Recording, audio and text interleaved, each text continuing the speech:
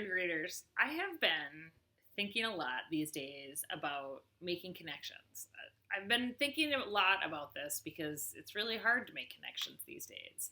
I don't get a chance to see you guys every single day. I don't get a chance to hug my friends and my family in the way that I used to, or go out and do the things that I used to do.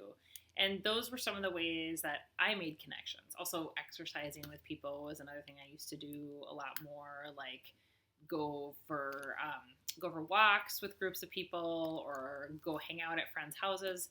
And we're just not able to do that as much anymore. And that's been really hard for me the last couple of months. But I think one of the hardest things is not being able to see you guys. And I really miss that. And I really miss having that connection.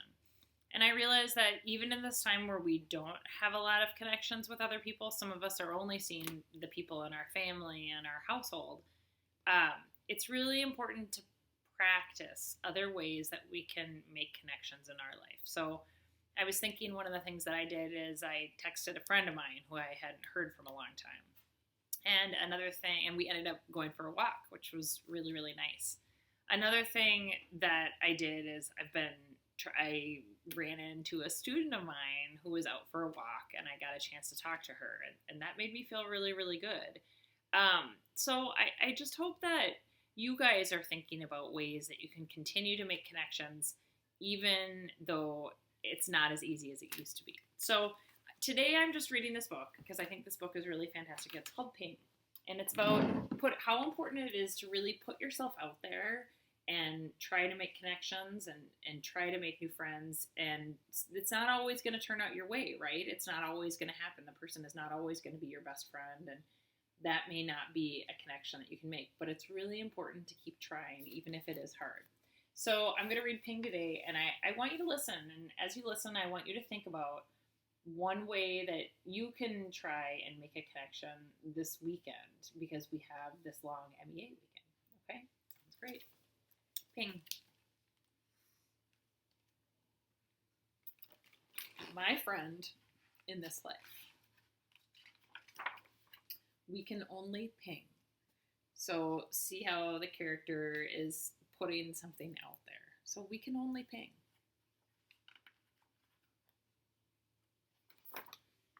The pong belongs to the other. Like if they're going to return your interest and your friendship. You ping, they pong. You ping, they pong. You might ping a big smile, and there are many possibilities. The pong might be smiling back, getting scared, getting angry, or not even noticing. So notice how one way you could ping is by smiling and by introducing yourself to somebody. Although it's good to imagine the best possible pong, it helps to remember that it is not up to you. You can ping with your voice by making music, with your fingers on the internet, with your brush by making a piece of art. You can ping through a poem that you write, a small gesture, or a big one. I'm on my way, they say. You can ping by expressing feelings that just need to burst out. I love you with a passion! You can ping to one, so they're pinging to the dog, to a few, to a crowd, to everyone who's reading my first book, or to life, just out in nature and enjoying life. You can ping by bringing your mind, your heart, and your dreams into the real world. So, by sharing a piece of art that you make, or by sharing a piece of writing that you make. To love is to ping. To live is to ping. Now that you know, ping freely, generously, curiously, ping passionately, tirelessly, bravely, and wisely. Ping even if you're scared.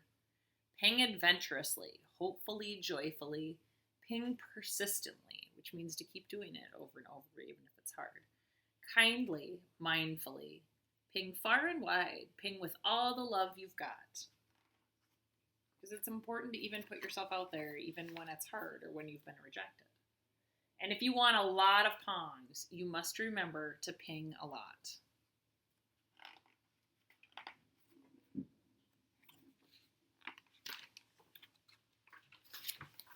And then, after you're done,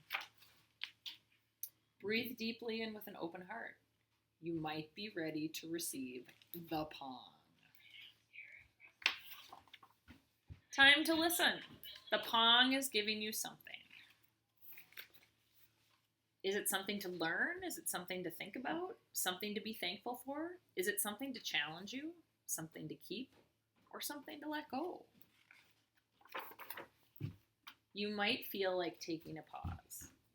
It could be short or as long as you need. Now, my dear friend, what will your next ping be? Yeah.